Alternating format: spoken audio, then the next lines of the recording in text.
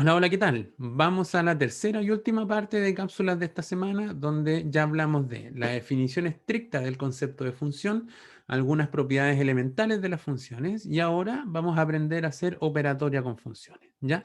De las tres cápsulas, esta con certeza es la más corta que vamos a trabajar hoy día, ¿ya? En esta sección entonces veremos las distintas operaciones que se pueden hacer con funciones. En una primera aproximación, ellas son resultados directos del álgebra de los números reales. O sea, si yo puedo tomar dos números reales y sumarlos, es lógico que yo pueda tomar dos funciones y sumarlas. Lo mismo con la resta, la multiplicación y la división. Hay una sola cosa que es distinta, que es la composición de funciones, que ya vamos a ver de qué se trata en un ratito más. ¿Ya? Funciones, operaciones elementales o básicas. Ya estamos trabajando con dos funciones, así que vamos a hablar de f y de g. Si yo quiero tomar la función suma o resta entre dos funciones, lo que hago directamente es que tomo las dos fórmulas y las sumo o las resto según corresponda. ¿Ya? Voy a inventar algo. Si yo tengo la función f de x, que es x cuadrado más x, y yo por otro lado tengo la función g de x, que es la función x menos 3. Entonces, si yo quiero calcular la función suma de f con g, lo que yo voy a hacer es tomar f de x y sumarle g de x. Como f de x vale x cuadrado más x y g de x vale x menos 3, toda esta cosa finalmente me da x cuadrado más 2x menos 3. Ahí tengo una suma de dos funciones. ¿Qué pasa si yo estas dos funciones las quiero restar? Bueno, lo que voy a hacer es tomar la fórmula de cada una y restarlas según corresponda. Entonces esto me va a dar x cuadrado más x menos x menos 3.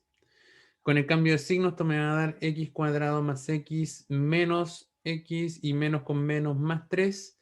Aquí puedo hacer algo como cancelar esta x con esta x y obtengo otra función que es x cuadrado más 3. Entonces, hice dos operaciones distintas con dos funciones que yo conocía y obtuve como resultado otras dos funciones distintas también. Con la suma obtengo x cuadrado más 2x menos 3. Con la resta obtuve x cuadrado más 3. Y eso lo puedo hacer con cualquier función que se me ponga en el camino. ¿Ya? De la misma manera, puedo multiplicar dos funciones, en cuyo caso lo que hago es multiplicar las fórmulas. Puedo dividir dos funciones, en cuyo caso divido las fórmulas, con un detalle importante. Necesito sacar del dominio aquellos compadres que me echan a perder esto. Pensemos lo mismo de antes. F de x era x cuadrado más x y g de x era x menos 3. Entonces, si yo las divido acá con esa f y con esta g, me va a quedar x cuadrado más x partido por x menos 3, ¿cierto? Pero el dominio de f partido por g no puede incluir el 3. De hecho, si ustedes quieren calcularlo, se van a dar cuenta que me van a dar todos los reales salvo el 3. ¿Por qué? Pese a que el 3 es parte del dominio de G, no es parte del dominio de la división, porque la división me la echa a perder. Pues si yo evalúo aquí igual 3, arriba me da 9 más 3, que es 12, partido por 0. Eso se me echó a perder. Entonces, por eso, descartamos del dominio el x igual a 3, decimos todos los reales menos este backslash, en términos conjuntistas, significa quitar lo que estoy diciendo al otro lado. ¿Ya? Hay una última operación que es la composición de funciones, que es algo que probablemente es poco natural cuando uno lo estudia por primera vez y por ende genera algunas dificultades en su comprensión. Consideremos dos funciones f y g. Nuestro objetivo va a ser construir un objeto de este estilo. Una función. Si yo tomo un elemento x, le aplico una función g para llevarlo a una g de x, y después esta g de x yo le aplico una función f para dejarla por acá, de alguna manera me gustaría hacer esto, en vez de hacerlo en dos etapas, ustedes saben, los matemáticos somos flojos, escribir algo que solo me permita llegar en un puro paso desde el primer conjunto al tercer conjunto. A eso, lisa y llanamente, es lo que le vamos a llamar la composición de funciones. ¿Ya? Naturalmente, para que el objeto anterior tenga sentido, tenemos que tener cuidado sobre los conjuntos de partida y llegada de f y g, de modo de dar sentido a la expresión compuesta. Entonces, dadas dos funciones, lo que yo voy a hacer para componer una con la otra es que f compuesto con g va a ser tomar g de x y eso evaluarlo en f. O si quieren pensarlo al revés, a la función f yo la evalúo en g de x que ya venía evaluada de antemano. ¿ya?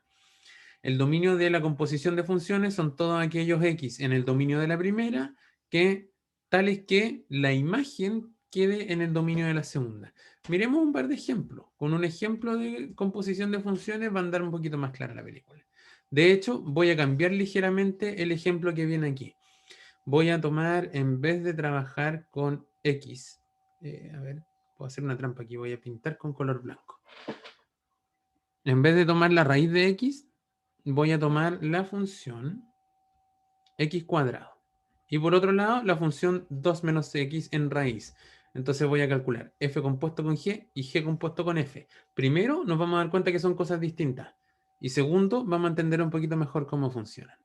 Si yo quiero calcular f compuesto con g evaluado en un x cualquiera, esto por definición, cuando yo pongo un puntito arriba es porque estoy trabajando por definición, es f evaluado en g de x.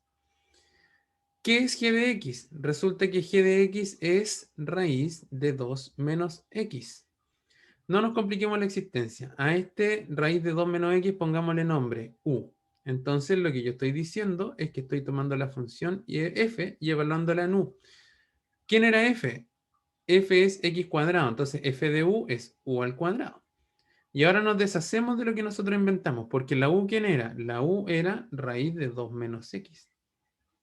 Y eso lo estoy elevando al cuadrado. Entonces, raíz con cuadrado se cancelan y el resultado de esto me da 2 menos x.